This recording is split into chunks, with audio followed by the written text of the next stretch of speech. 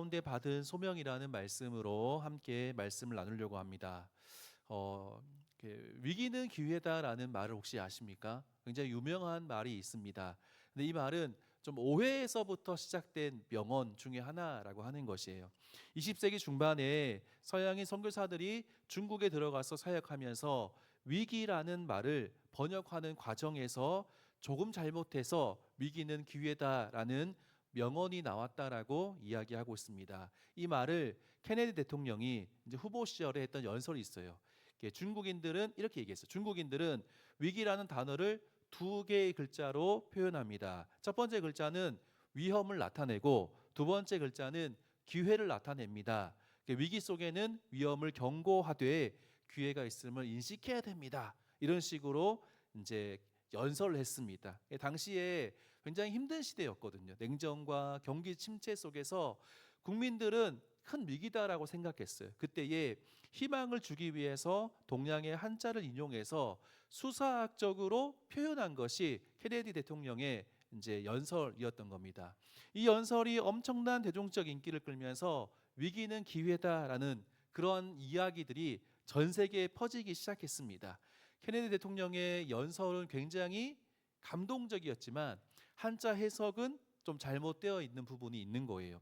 위태할 위, 그 다음에 깃틀 기자를 써가지고 위험의 상황이 최고조인 상황을 향해서 위기라는 말을 쓰지만 그 위기의 기자를 기회로 잘못 이해해서 해석해서 이러한 명언이 나온 거예요.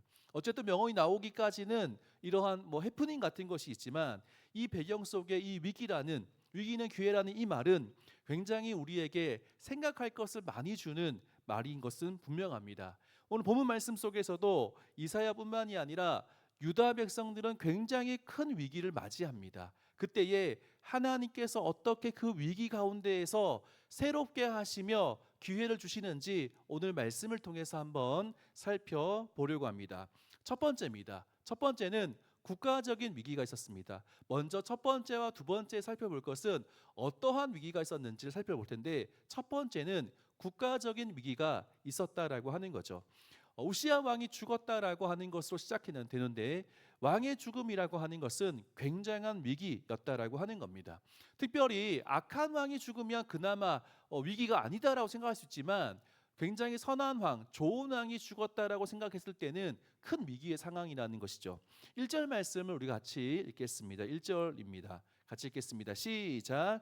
우시야 왕이 죽던 해에 내가 본즉 주께서 높이 들린 보좌에 앉으셨는데 그의 옷자락은 성전에 가득하였고 아멘. 유다를 이끌던 우시야 왕이 죽었다라고 하는 거예요. 우시야 왕이 좀 말년에는 좀 잘 못했어요. 그래가지고 나병에 걸리는 하나님의 심판을 받는 일을 당했지만 우시야 왕이 되고 난 다음에 통치를 시작했을 때 굉장히 선한 왕이었다라고 하는 것이에요.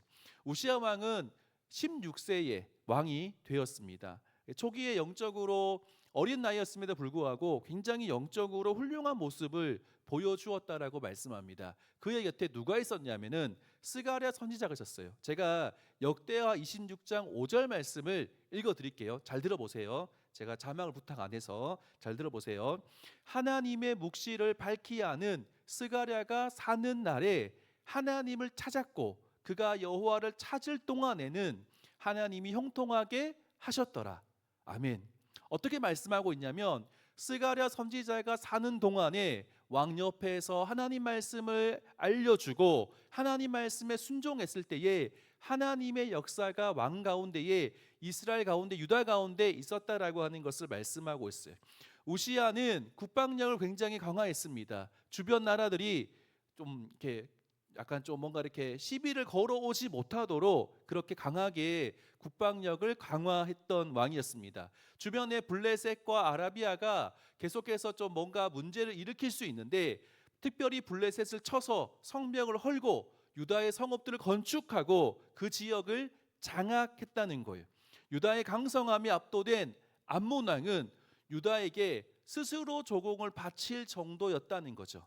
그리고 성벽을 요새화하고 군사력도 굉장히 강화했습니다. 또한 우시야 왕은 민생까지 안정을 시켰던 왕이었습니다. 역대하 26장 10절 말씀을 보면은 이런 말씀이 있습니다. 제가 읽어드릴게요. 또 광야에 망대를 세우고 물 웅덩이를 많이 파고 고원과 평지에 가축을 많이 길렀으며 또 여러 산과 좋은 밭에 농부와 포도원을 다스린 자를 두었으니 농사를 좋아함이었더라. 아멘. 굉장히 독특한 표현이 뭐냐면 우시야 왕을 향해서 우시야 왕이 농사를 좋아했다라고 표현하고 있습니다. 그러니까 농사를 장려했고 백성들이 잘 살 수 있도록 민생을 안정시켰다라고 하는 것이에요. 목축업을 장려하고 산간 지역에 농업까지 발전시켰던 왕이 우시야 왕이었다라고 하는 겁니다. 그러니까 우시야 왕은 신앙적으로, 군사적으로, 국방적으로 또 농업 민생에 이르기까지 전 분야에서 국가를 굉장히 부강하게 했던 탁월한 왕이었다라고 하는 것이, 그 덕분에 유다의 백성들은 큰 번영을 누렸다라고 하는 겁니다. 특별히 역대하 26장 15절 말씀 보니까 굉장히 독특한 말씀이 있었어요. 어떤 말씀이냐니까 읽어드릴게요. 그의 이름이 멀리 퍼짐은 기이한 도우심을 얻어 강성하여 짐이었더라. 아멘.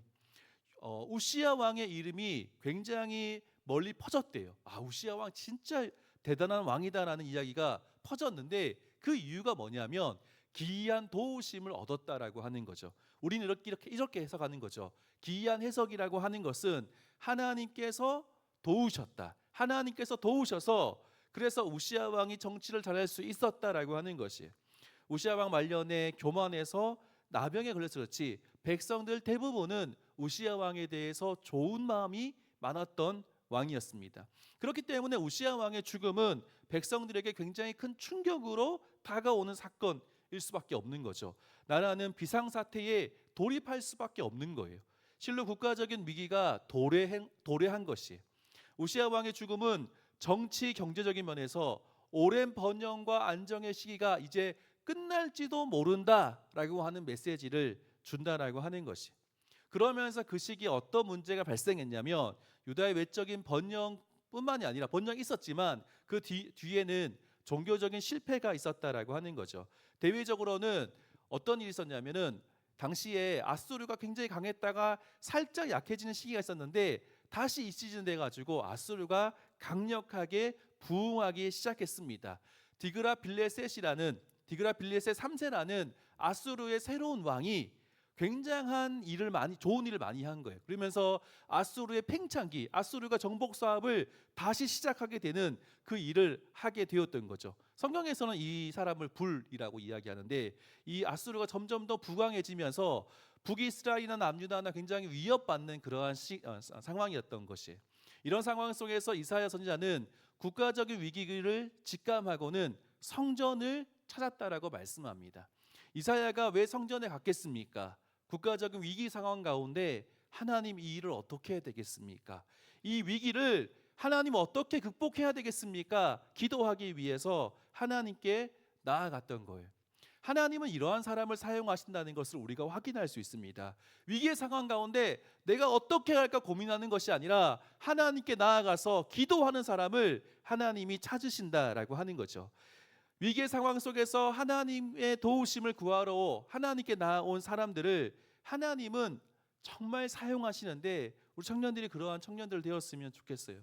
이사야가 성전에 갔는데 그곳에서 어떤 것을 보게 되냐면 환상을 보게 되는 겁니다. 지상의 성전에서 하늘 성전으로 옮겨지는 겁니다. 그러면서 그곳에 높이 들린 보좌에 앉으신 하나님과 하나님을 모시고 있는 스랍들의 모습을 보게 되는 겁니다. 스랍들은 어떻게 했냐면 하나님 곁에서 하나님을 모시면서 어떤 모습을 보였냐면은 두 날개로 얼굴을 가렸습니다. 그리고 두 날개로 발을 가렸습니다. 그 두 날개로 날았는데 이것은 어떤 의미가 있냐면 지극히 거룩하신 하나님 앞에, 하나님의 영광 앞에 얼굴을 대놓고 보지 못했던 모습인 거죠. 그리고 두 발을 가렸다라고 하는 것은 정결함과 겸손함입니다. 당시의 발은 그 당시 문화에서 정결하지 않는 부위로 인식되었기 때문에 발을 가리면서 부정함을 가리고 또 겸손함을 모습을 보이기 위해서 두 날개로 발을 가렸던 겁니다. 남은 두 날개로 날면서 이렇게 노래하는 겁니다. 거룩하다, 거룩하다, 거룩하다. 만군의 여호와여 그의 영광이 온 땅에 충만하도다. 이것을 돌린 노래처럼 부르기 시작했다는 거죠. 온 성전 가운데 이 거룩하다 거룩하다 거룩하다 만군의 여호와여 그의 영광이 온 땅에 충만하도다. 이것이 한 번에 끝난 것이 아니라 계속해서 울려 퍼지고 있는 그러한 모습으로 있었던 것을 이사야가 확인하게 되었던 거예요. 이런 모습을 통해서 하나님께서 이사야에게 어떠한 메시지를 주기를 원하셨습니까? 그것은 뭐냐면 비록 왕은 죽었지만, 비록 우시야 왕은 죽었지만 유다의 진정한 왕이신 하나님은 여전히 살아계신다라고 하는 것을 말씀하는 거죠. 비록 우시야 왕은 죽었지만 유다의 진정한 왕이신 하나님은 지금도 여전히 살아서 지금도 여전히 통치하신다는 것을 말씀하는 겁니다. 유다의 진정한 왕은 누구이십니까? 하나님이십니다. 그 하나님은 거룩하시며 온 땅에 그의 영광으로 충만하게 하시며 만물을 통치하는 왕인 것을 말씀하는 겁니다. 모든 상황이 최악이어도 하나님이 살아계시다는 것을 우리에게 말씀하기 위해서 하나님께서 이사야에게 그 환상을 보여주셨다라고 하는 겁니다. 여러분들의 인생 가운데 최악은 무엇입니까? 어떤 것이 우리를 힘들게 하고 어렵게 하는 것입니까? 공부가 잘 되지 않는 것이 우리의 인생에 있어서 최악의 상황입니까? 논문을 써야 되는데 잘 쓰지 못하는 것이 우리 인생에 있어서 최악의 상황인 겁니까? 취업을 해야 되는데 도대체 취업이 되지 않는 그 일이 우리 인생에 있어서 최악의 일입니까?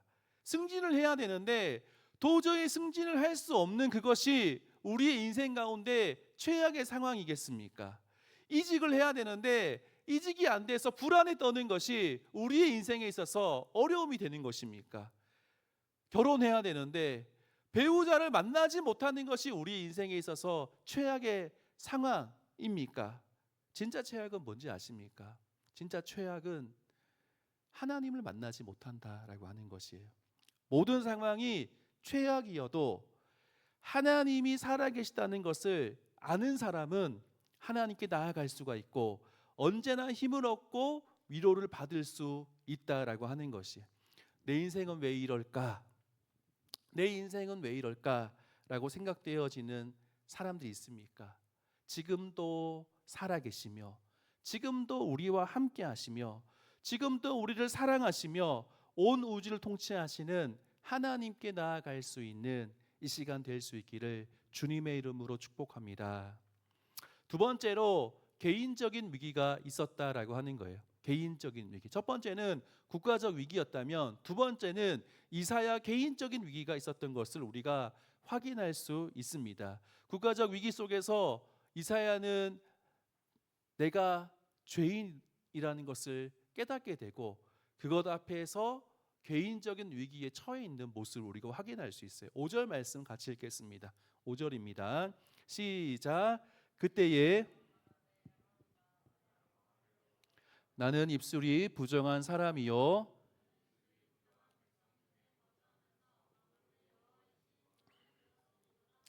아멘. 이사야는 살아계신 하나님을 보고 아마 큰 위로를 받았을 겁니다.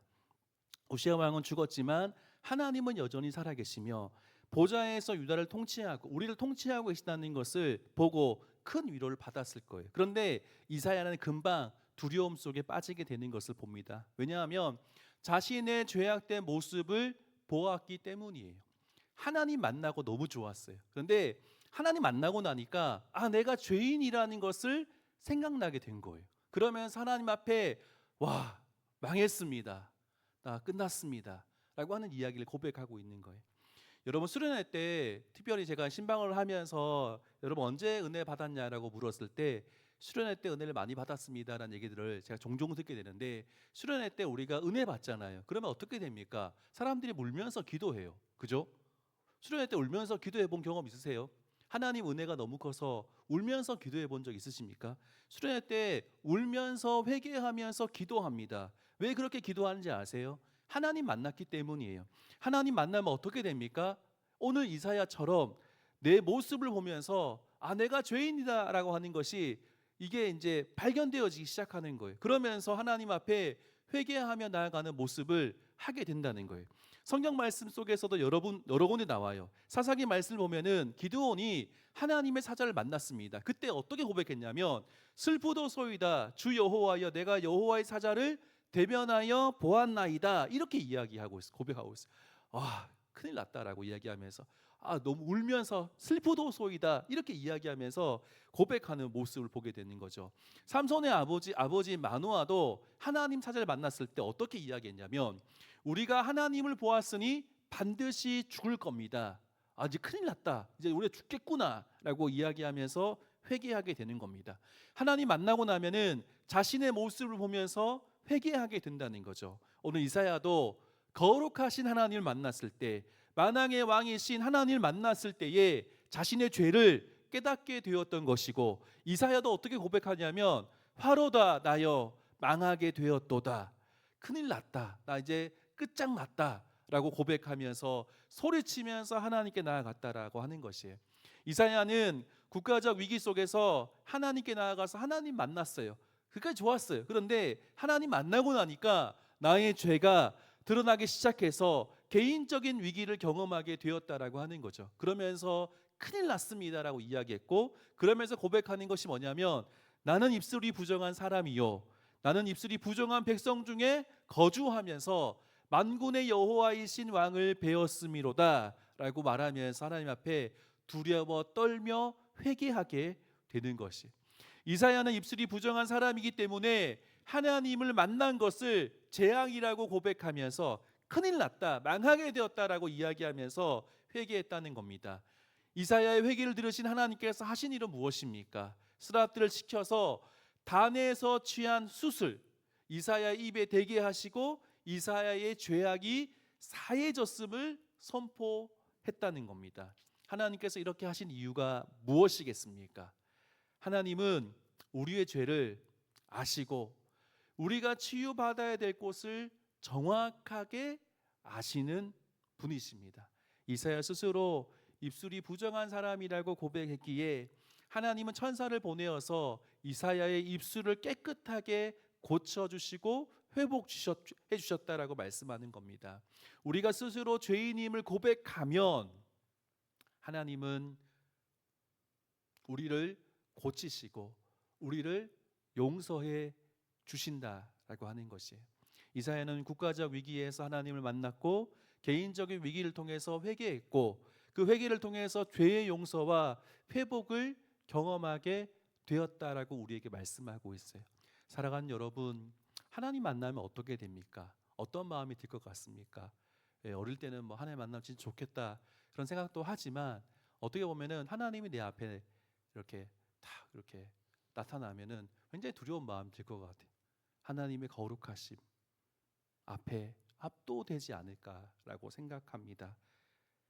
그러면서 믿음의 선배들, 성경에 나오는 인물들처럼 큰일 났다 어떻게 해야 될까 라는 생각이 들 겁니다. 그러나 우리는 그때 하나님 앞에 회개하며 나아갈 때에 하나님이 우리를 용서하시고 우리를 회복시켜 주실 줄 믿습니다.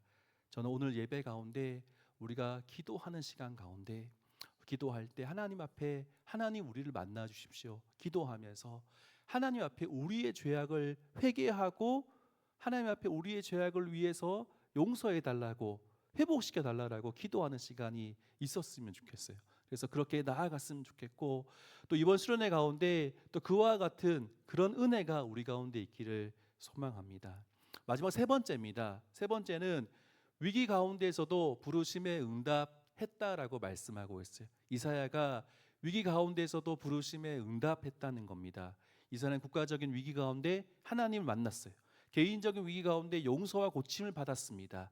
이사야는 이러한 위기 가운데에서 하나님의 부름을 받게 되는데 그 부름 앞에서 주님 제가 여기 있습니다라고 고백하며 하나님께 나아갔다라고 말씀하고 있어요. 8절 말씀을 같이 읽겠습니다. 8절입니다. 여러분 같이 좀 읽어주세요. 시작. 내가 또 주의 목소리를 들으니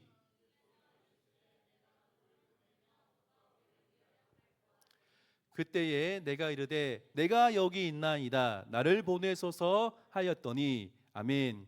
성전 안에서 하나님을 만나고 죄 용서받은 이사야의 마음에 새로운 도전이 주어진 것은 어떻게 보면 당연한 일이에요. 이사야는 내가 누구를 보내며 누가 우리를 갈꼬라고 하는 하나님의 음성을 들었어요. 그리고 그 음성 앞에 주저하지 않고 고백합니다. 즉각적으로 주님, 제가 여기 있습니다. 저를 보내십시오라고 응답했다라고 말씀합니다. 이어서 주님은 어떻게 말씀하냐면 이사야에게 좀 힘든 말씀을 합니다.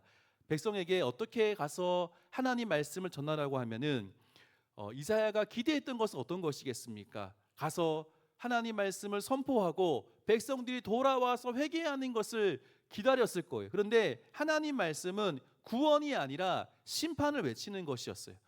더구나 전하는데 듣지 못하게 전하고 보지 못하게 전해야 된다라고 하는 것이, 이것은 하나님의 심판이 이미 결정되어 있기 때문에 하나님의 심판 계획에 영향이 없도록 전하라라고 하는 의미라고 하는 것이, 하나님이 이스라엘을 보내신 이유가 그들이 경고의 말을 듣지 못했다라고 하는 변명을 하지 못하게 하기 위함이라고 말씀하고 있습니다. 근데 여러분, 우리가 이렇게 그냥 보면은 하나님 너무한 거 아닌가? 왜 이스라엘을 보낼 때 보내가지고 듣고 회개하도록 만들어야 되는데 왜 이렇게 말씀하셨을까라고 생각해서 할 때 어떻게 해석해야 되냐면, 이사야가 회개의 메시지를 전해도 이미 마음이 어두워져서 돌이키지 않을 백성들의 완악함에 대해서 하나님이 너무나 안타까워하는 마음으로 이사야에게 하신 말씀이라고 하는 거예요.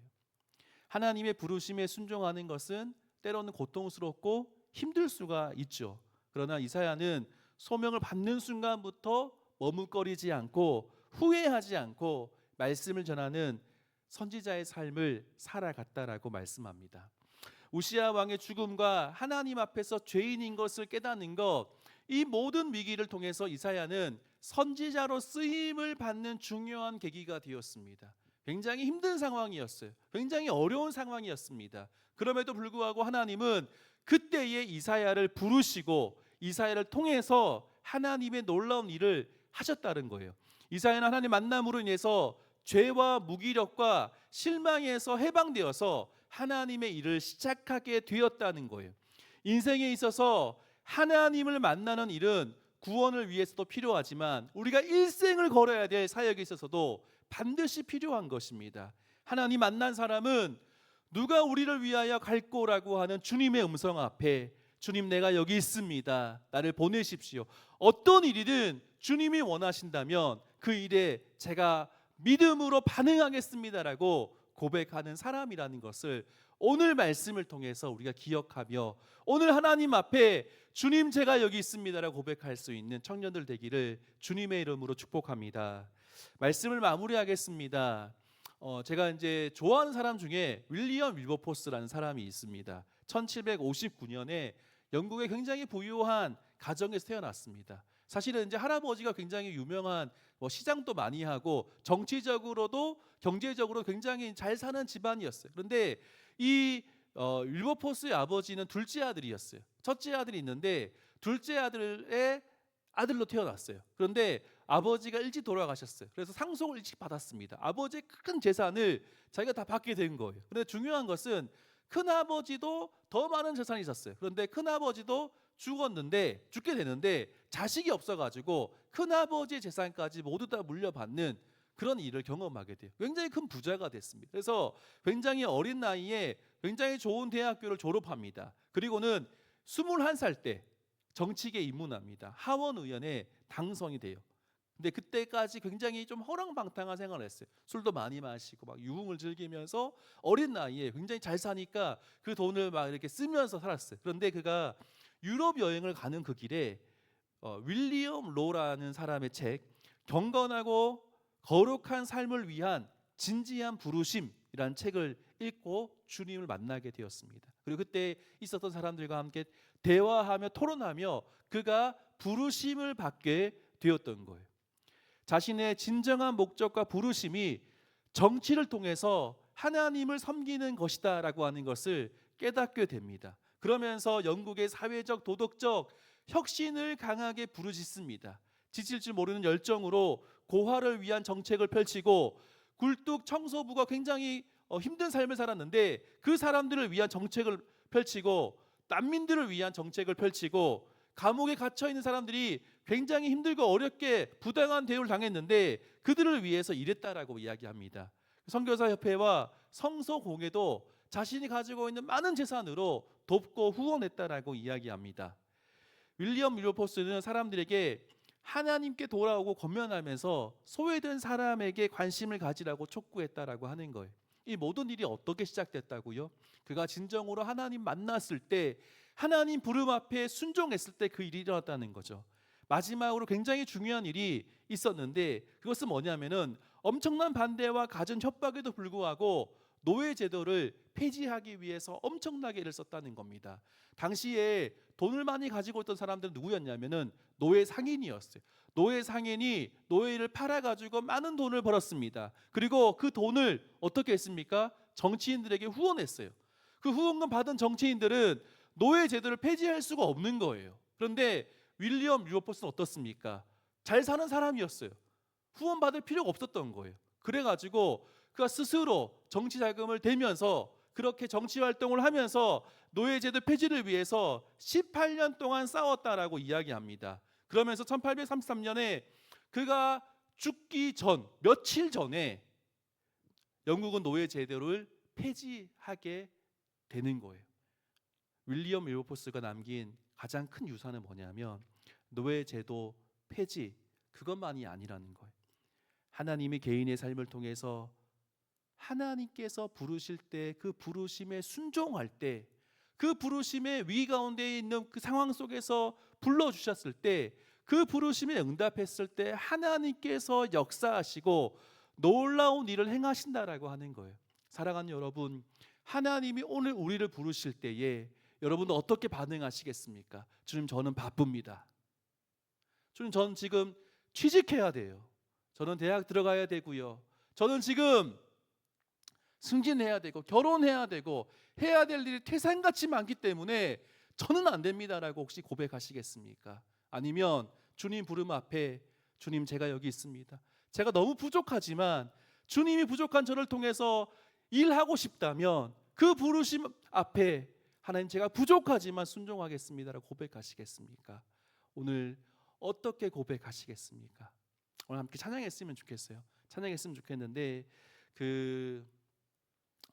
교회여 일어나라는 찬양이에요. 말씀을 준비하면서 계속 묵상하면서 이 찬양이 생각났어요. 교회여 일어나라.